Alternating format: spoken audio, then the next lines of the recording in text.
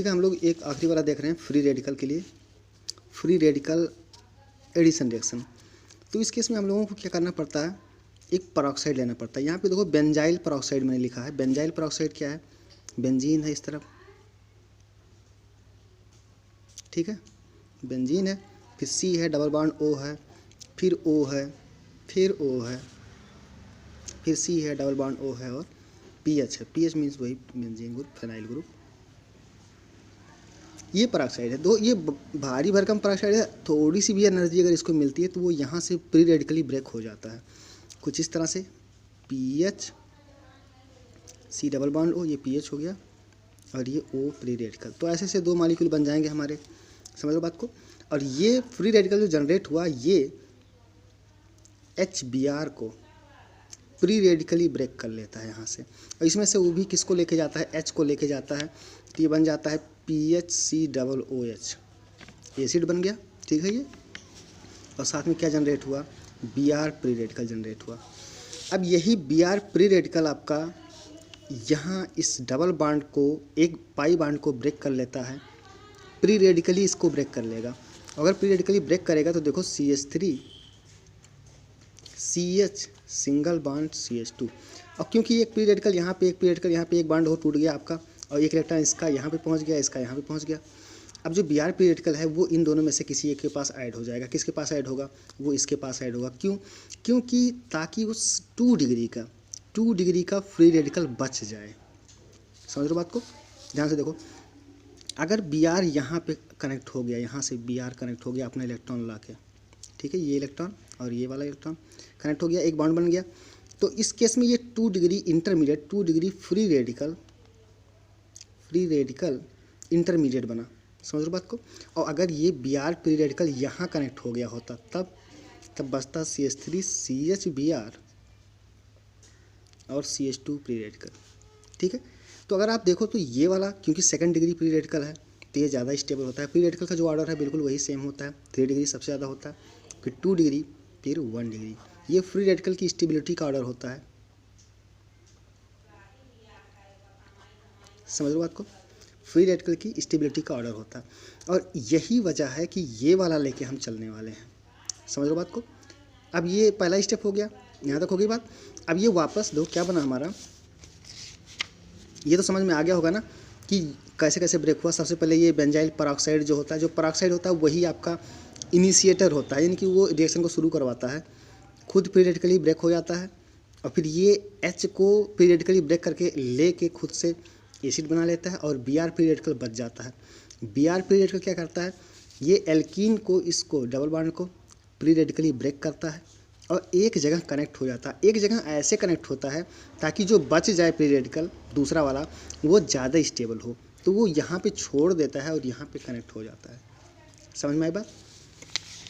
तो हमारा ये वाला कंपाउंड बन गया यहाँ तक, CH3 CH pre radical CH2 Br।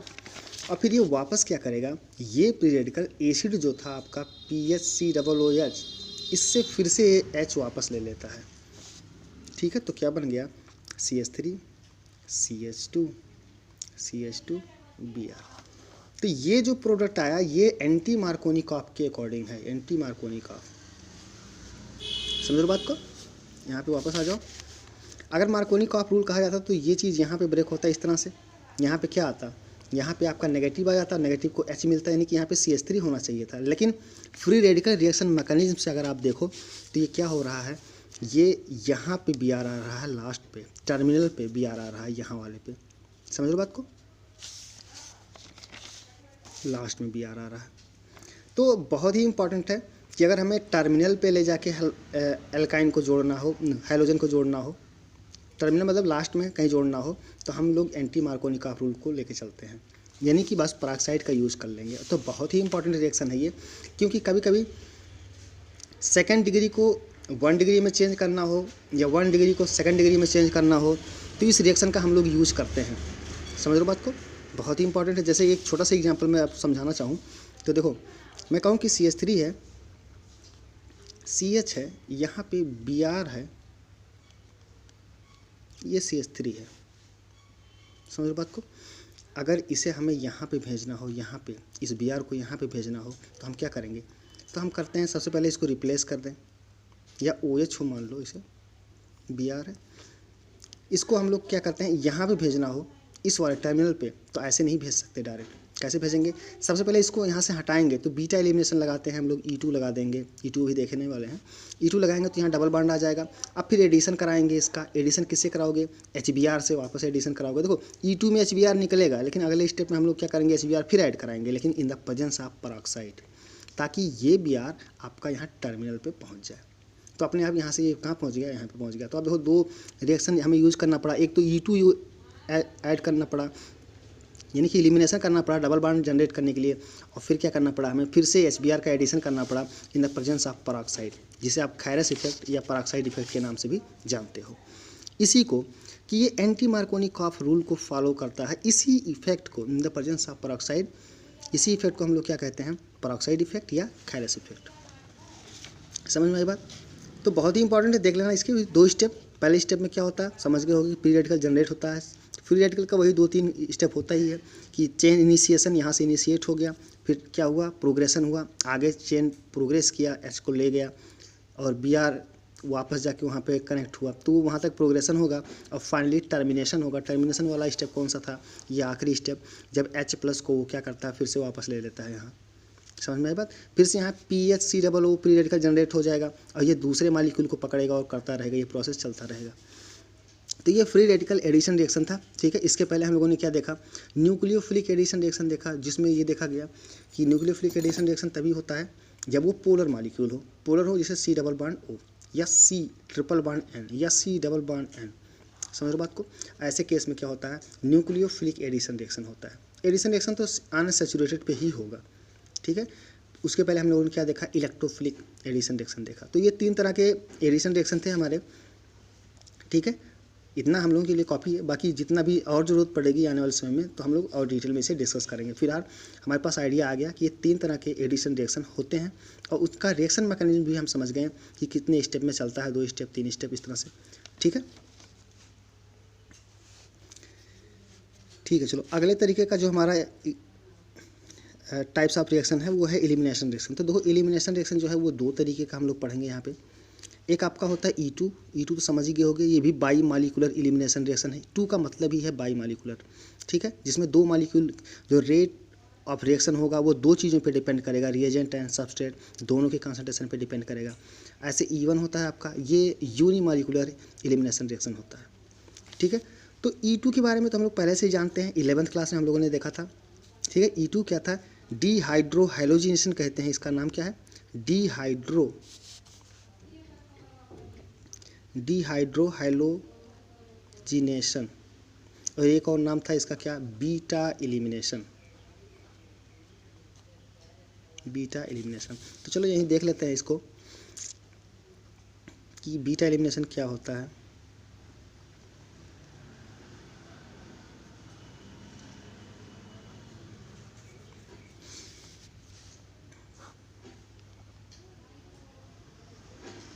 तो एल्कोहलिक KOH, एक्वस नहीं ले सकते, एल्कोहलिक KOH होगा, ठीक है। तो ये बीटा एलिमिनेशन का एग्जाम्पल है सबसे अच्छा। बीटा में क्या होता है, जिस कार्बन से अपना हाइड्रोजन लगा होता है उसको अल्फा कहा जाता है, और अल्फा कार्बन से जुड़े हुए कार्बन को बीटा कहा जाता है। समझ में आई बात। दो, जिससे हाइड्रोजन जुड़ा होता है, जिस कार्बन से हाइड्रोजन जुड़ा होता है उस कार्बन को अल्फा कार्बन कहा जाता है, उस अल्फा कार्बन से जुड़े हुए कार्बन को बीटा कार्बन कहा जाता है, और बीटा से जुड़े हुए कार्बन को गामा कार्बन कहा जाता है। समझ में आई बात। तो होता क्या है इसमें, alcoholic KOH OH minus ion मिलेगा यहाँ से हमें, लेकिन क्योंकि एल्कोहल है तो एल्कोहल क्या करता है कि इसको हाइड्रोजन बॉन्ड के थ्रू कनेक्ट कर लेता है इस तरह से, जिससे इस न्यूक्लियोफाइल का जो साइज है ना वो बहुत ज़्यादा बड़ा हो जाता है, क्योंकि यहाँ पे जो मॉलिक्यूल हैं एल्कोहल के वो हाइड्रोजन बॉन्डिंग के थ्रू इससे कनेक्ट हो जाते हैं। समझो बात को। दो SN2 में और E2 में बस इतना ही फ़र्क है कि अगर ये इसको भारी भरकम ना बनाया गया होता, OH माइनस को भारी भरकम ना बनाया गया होता, तो वो क्या करता, तो वो डायरेक्ट इस कार्बन पे अटैक कर सकता था और यहाँ से Br को निकाल सकता था। According to SN2 mechanism. समझ रहे हो बात को। लेकिन जब इसकी साइज़ बड़ा बना दी गई, ढेर सारे मालिक्यूल इससे जोड़ दिए गए और इसके अल्कोहल के मालिक्यूल, जिससे इसकी साइज़ बहुत बिगर हो गई। और जब बिगर हो गई साइज़ तो थोड़ा थुलथुला होने की वजह से ये अब उतनी स्पीड से चल नहीं पाएगा या यहाँ तक पहुँच नहीं पाएगा अटैक करने के लिए। समझ पाए ना बात को, क्योंकि क्राउडिंग ढेर सारी रहेगी, इसकी खुद की क्राउडिंग है, तो वो जा नहीं पाएगा, यहाँ तक अप्रोच नहीं कर पाएगा। तो करेगा क्या, तो ये इधर चक्कर लगाएगा, इधर से यहाँ चक्कर लगाता रहेगा, ठीक है। और जब चक्कर लगाता रहेगा तो इस बीटा वाले को, इस हाइड्रोजन को यहाँ से, ये वाला हाइड्रोजन जो है इसको निकालना उसके लिए आसान होगा, क्योंकि ये बगल में यहाँ पे H इस तरह से फैला होगा। तो जब घूमता घूमता ये इसकी तरफ आएगा तो यहाँ से इस हाइड्रोजन को ट्रैप कर ले जाएगा। और ये चीज़ जो आपका न्यूक्लियोफाइल की तरह काम कर रहा था, ये बेस की तरह काम करने लगेगा, क्योंकि हम जानते हैं एक न्यूक्लियोफाइल ही बेस कहलाता है अगर वो H+ को एक्सेप्ट करने लगे। समझ में आपको। तो यहाँ से H+ को तोड़ के ले जा रहा है तो बेस की तरह काम कर रहा है, इसलिए इसको क्या कहेंगे, बेस कहेंगे। समझ पाए ना बात को। तो ये इस H को ट्रैप करके H+ के रूप में ले जाता है और यहाँ पे जो 2 इलेक्ट्रॉन होते हैं वो 2 इलेक्ट्रॉन यहाँ से रोटेट करके यहाँ पे डबल बॉन्ड का फॉर्मेशन करा देते हैं और फिर यहाँ से उसी समय Br भी क्या होता है, निकल जाता है। जैसे यहाँ डबल बॉन्ड का जितने एक्सटेंट में यहाँ डबल बॉन्ड का फॉर्मेशन होगा उतने ही एक्सटेंट में ये Br आपका टूट चुका होगा। समझ में आई बात।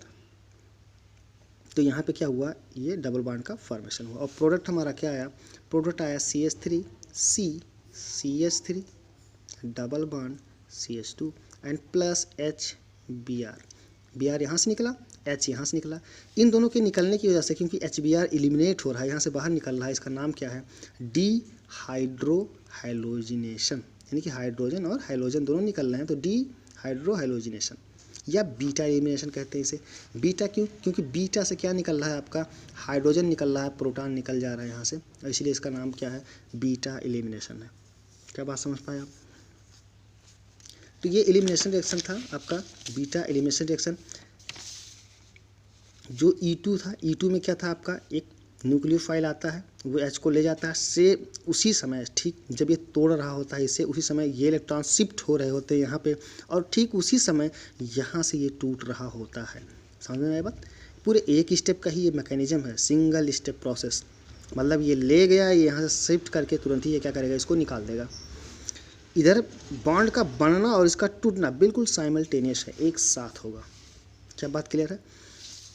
अब एक और एग्जांपल देखते हैं हम लोग, CH3 C CH3 कितने हो गए,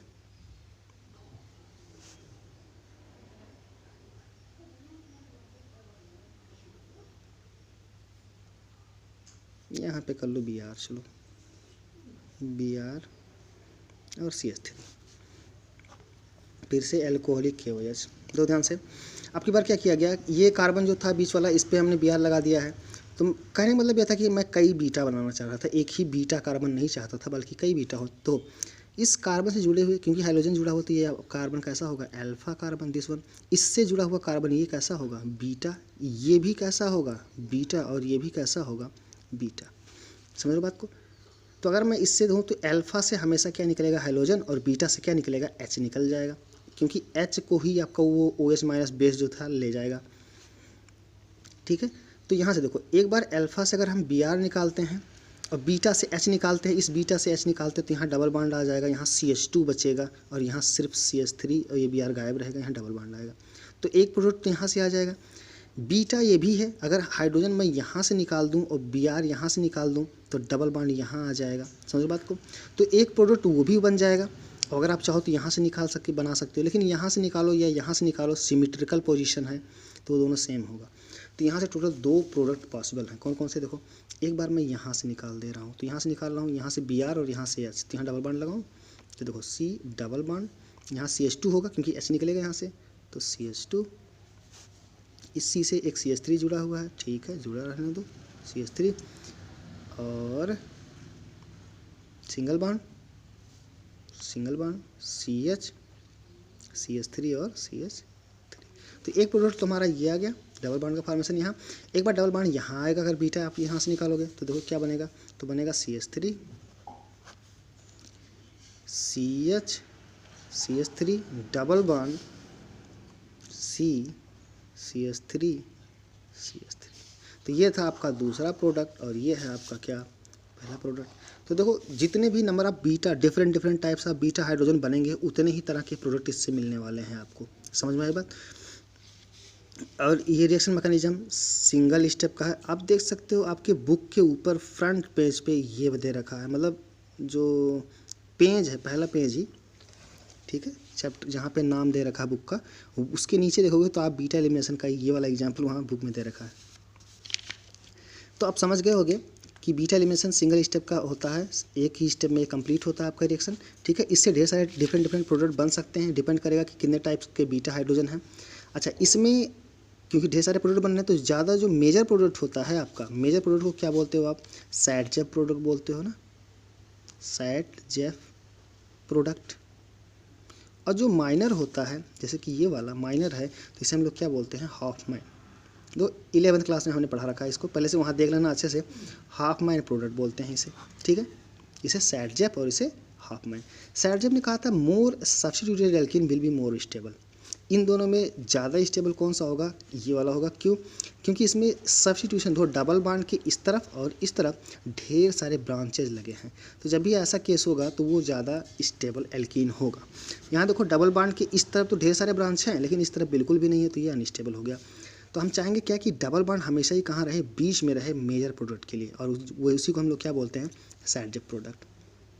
तो ये था हमारा E2 एलिमिनेशन रिएक्शन, ठीक है। और इसको हमारे जो उसमें मिलने वाला है वो हर जगह आप देखोगे कि एक न्यूक्लियोफाइल लेगा, लेकिन वहाँ आगे क्या लगा देगा? वो एल्कोहलिक लगा देगा। तो आप समझ जाना कि ये बीटा की बात कर रहा है, बीटा एलिमिनेशन की बात हो रही है।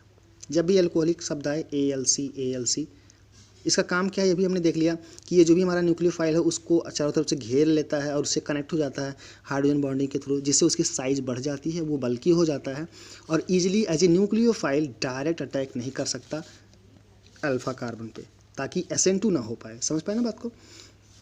ये रिएक्शन समझ में आ जाएगा। ऐसे सेम क्या होता है आपका E1 भी होता है।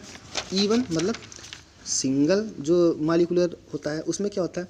सबसे पहले एक एग्जांपल लेके चलते हैं, जैसे CH3 है, CH है, CH है, Br है, यहाँ पे और कर लो क्या, CH2Br, ठीक है। अब यहाँ भी CH2 होगा, ये रहा। अगर मैं इसका रिएक्शन कराता हूँ सिर्फ वाटर से, एक वीक न्यूक्लियोफाइल है, समझ पाओ, और ये खुद हाइड्रोजन बॉन्डिंग के थ्रू जुड़ा रहता है, तो ये क्या करेगा? ये डायरेक्ट यहाँ पे अटैक करके निकाल नहीं सकता था। ये भी क्या करता है ना, ये पहले इंतजार करता है, यानी कि पहले ये Br अपने आप आयनाइज होकर निकल जाए। तो अगर Br आयनाइज होकर निकल जाएगा तो CH3 बनेगा, CH2 बनेगा और फिर CH2 प्लस बनेगा। यानी कि सबसे पहले स्टेप में क्या होगा कि ये भाई साहब इतनी ताकत नहीं है कि यहाँ पे घूम के जाएं और हाइड्रोजन को निकालें बीटा से, फिर डायरेक्ट शिफ्ट करा के E2 करा दें, ऐसा नहीं है, क्योंकि ये इतने ताकतवर नहीं होते हैं। E1 में यही होता है कि इन्हें खड़े होकर इंतज़ार करना पड़ता है कि सबसे पहले ये भाई साहब निकल जाएँ यहाँ से, तब मैं कुछ करूँ, है ना। लेकिन E2 में ऐसा नहीं होता है। E2 में डायरेक्ट वो बीटा हाइड्रोजन को ले गया, वहाँ से इलेक्ट्रॉन शिफ्ट हुए और इसको निकाल दिया उसी इम्पल्स से, ठीक है। लेकिन E1 में ऐसा नहीं होता है। E1 में पहले क्या होगा? ये आयनाइज होगा, यानी कि ये टूट के निकल जाएगा, इसमें प्लस बन जाएगा, प्लस बन गया। अब एक कार्बोकैटायन इंटरमीडिएट बना। अब होगा क्या? कार्बोकैटायन इंटरमीडिएट बना तो फिर से आप समझ गए होगे क्या क्या हो सकता है इसके अंदर, रीअरेंजमेंट हो सकता है अगर ज़रूरत पड़े तो। और अब क्या होगा? सेकेंड स्टेप में अब आपका वाटर आता है और वो क्या करेगा? अब वो बीटा से हाइड्रोजन को ले जाता है, यहाँ से एक हाइड्रोजन को ले गया। तो अब देखो ज़रा, CH3 CH और मैंने बना दिया H और यहाँ पे CH2 प्लस। क्लियर हो गई बात? अब ये वाला जो हाइड्रोजन है, ये वाला जो हाइड्रोजन है, वाटर H2O आएगा और अपने इस लोन पेयर की वजह से इसको चिपका के ले जाएगा, तो H3O प्लस बन जाएगा। ये तो प्रोटीनेटेड वाटर हो जाएगा और ये दोनों इलेक्ट्रॉन क्या होते हैं? यहाँ से टर्मिनेट करके यहाँ पे शिफ्ट हो जाएंगे तुरंत ही, और यहाँ पे क्या बना लेंगे? डबल बॉन्ड का फॉर्मेशन कर लेंगे। तो CH3 CH double bond CH2, ये रहा हमारा प्रोडक्ट। देखो इस केस में भी क्या बना? एल्कीन बना। समझ में आया बात को? एल्कीन इसमें भी बना, E2 में भी एल्कीन बना था, E1 भी एल्कीन बनना है, लेकिन E1 में भी सेम एल्कीन बन रहा है, सेम एल्कीन बनना है, लेकिन इसमें रीअरेंजमेंट पॉसिबल है, ठीक है। क्योंकि एक कार्बोकैटायन इंटरमीडिएट बनता है in first step, and second step में क्या होता है? सेकंड स्टेप ही इसका फर्स्ट और सेकंड दोनों मिला के RDS होगा। इसमें आपका जो सेकंड स्टेप है उसमें क्या होता है, वाटर या बिग बेस जो है आपका वो H को ले जाता है बीटा से और फिर वहाँ से ये आपका स्विच करके डबल बॉन्ड का फॉर्मेशन करता है। बस इतना सा फ़र्क है E2 में और E1 में। क्या बात समझ में आया? E1 बहुत वीक होगा, ये बेस जो हम लोग ले रहे हैं वाटर ना, ये वीक होगा, बहुत वीक होगा, तो वो डायरेक्ट नहीं कर पाएगा, तो वो इंतज़ार करेगा और जब Br आयनाइज होकर निकल जाएगा तब जाके वो अपना काम करेगा। ठीक है, तो इस तरह के रिएक्शन मिलने वाले हैं। तो हमने देख लो बहुत सारे देख लिया, बाकी अगर कुछ बच गया, जो भी बच गया वो हम लोग जब एक्सरसाइज शुरू करेंगे तो उसमें देखते रहेंगे। तो अब नेक्स्ट जो हमारा है, उम्मीद है कि आप लोग पूरा का पूरा 11th रिवाइज कर चुके हो और ये जितने भी टाइप के रिएक्शन मैकेनिज्म में हम लोगों ने कुछ टाइप्स ऑफ रिएक्शन देखे, सब्स्टिट्यूशन देखा, एलिमिनेशन देखा, इलेक्ट्रोफिलिक रिएक्शन देखा, इलेक्ट्रोफिलिक सब्स्टिट्यूशन रिएक्शन है ना, तो वो सारे एलिमिनेशन रिएक्शन फिर लास्ट में देखा गया। कंडेंसेशन रिएक्शन बच गया है जो हम लोग जब पढ़ेंगे एल्डिहाइड और कीटोन तो वहाँ पे देखेंगे, या पॉलीमर पढ़ेंगे तो वहाँ पे देखेंगे। ठीक है, तो वहाँ पे थोड़ा सा डिस्कशन होगा उसका। क्लियर हो रही बात? तो अब टाइप्स ऑफ ये रिएक्शन खत्म हो गए, आप इसे कंप्लीट कर लो। चाहो तो इन सारी चीज़ों को नोट्स में कहीं नोट्स बना लो, सारे वीडियो जो भी भेजे गए हैं रिएक्शन मैकेनिज्म के लिए इनका नोट बना लो, क्योंकि मेरे पास टाइम नहीं मिला और ना ही स्टेशनरी रहा कि मैं इन सबको बनाऊँ। फिलहाल बनाऊँगा, मैं ज़रूर प्रोवाइड करूँगा आपको, लेकिन थोड़ा सा टाइम। ठीक है, तो यहाँ तक कंप्लीट हो गया हमारा। अब जो भी डिस्कशन होगा वो हम लोग हाइलो एरेंस और हाइलो एल्केन में वापस जाएंगे। ठीक है, वहाँ से, क्योंकि अब यही सारे रिएक्शन जो भी आप बताए गए हैं यहाँ पे, वही सारे रिएक्शन वहाँ पे यूज हो रहे होंगे और मैं बता रहा हूँ आपको कि ये देखो SN1 हो रहा है यहाँ पे, ये देखो SN2 हो रहा है यहाँ पे। ठीक है, तो अब हम लोग डिस्कशन आसानी से कर सकते हैं। आप चाहो तो इन सारे वीडियोज़ को जो भी ये रिएक्शन टाइप्स ऑफ रिएक्शन से रिलेटेड थे एक बार फिर से देख लो। ठीक है, ऐसा है नहीं कि सारी की सारी चीज़ें एक फिक्स्ड उससे चलती हैं, मतलब कुछ सेट रूल्स होते हैं, उन्हीं के अकॉर्डिंग चलता है। कोई रिएक्शन ऐसा नहीं होता कि कुछ भी डाल दो कुछ भी बन गया, ऐसा थोड़ी होता है। कुछ रूल्स होते हैं और उन्हीं रूल्स को वो फॉलो करता है। तो ये रूल्स थे जो हम लोग देख रहे थे अब तक। ठीक है, अब हम लोग क्या करेंगे, अब हम लोग डिस्कशन करेंगे high-low alkene and high-low arenes. अपने नोट्स जहाँ से था वहाँ से फिर शुरू हो जाएंगे आगे।